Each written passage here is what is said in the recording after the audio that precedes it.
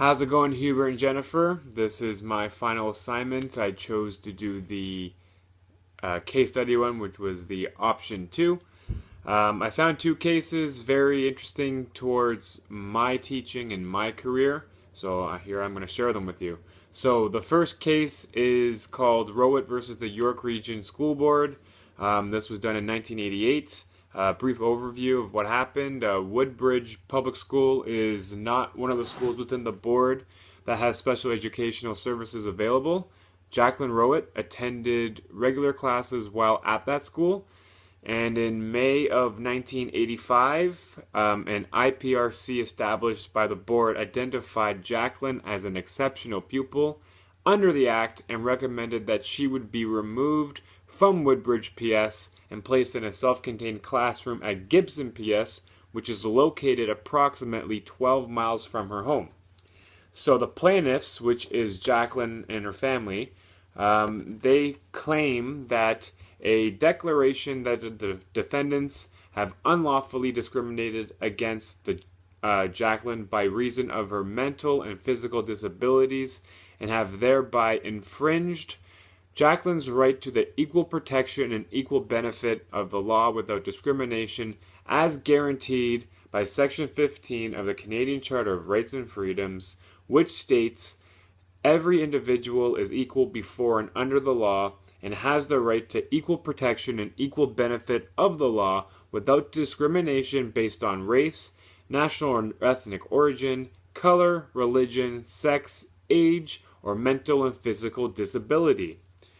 Then they looked at Section 8 of the Education Act, which states, "The ministry shall ensure that all exceptional children in Ontario have available to them, in accordance with this Act and the regulations, appropriate special education programs and special education services without payment of fees by parents and guardians resident in Ontario, and shall provide for the parents or guardians to appeal the appropriateness of the special education placement, and for these purposes, the ministry shall require school boards to implement procedures for early and ongoing identification of the learning abilities and needs of pupils." I can see that Woodbridge Public School thought it was more of a better option to transfer Jacqueline out of their school because there was a special education program in Gibson Public School.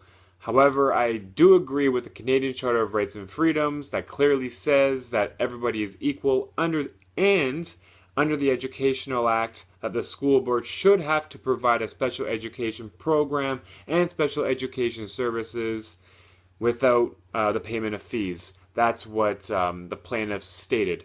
The defendants claim that the plaintiff's claim is an abuse of the process. The plaintiffs won their case. I could clearly see why. I chose to talk about this case because it ties to the significance of being an Ontario teacher. My AT at my last placement, which I'm going to mention in the next one as well, he told me the first AQ to get is a special ed. He told me because a job will come sooner than you think. It happened to him. He got a job quickly once he got his AQ in special ed. And for me, especially one being hungry after I graduate, I'm turning 29 in 2 weeks, and I desperately want to get a career going early in my 30s, and so I can start to work every day, loving my job and knowing I can do this for 25, 30 years. As the relation for the course with the case decision, the one thing that was mentioned in Module 1 under Special Education and Inclusive Education, which was the Accessibility for Ontarians with Disabilities Act, which is the AODA. The purpose of the AODA is to make Ontario fully accessible for persons with disabilities by 2025. To accomplish this, standards are being developed and implemented across the province in the areas of customer service, transportation, information and communications, and the built environment of employment.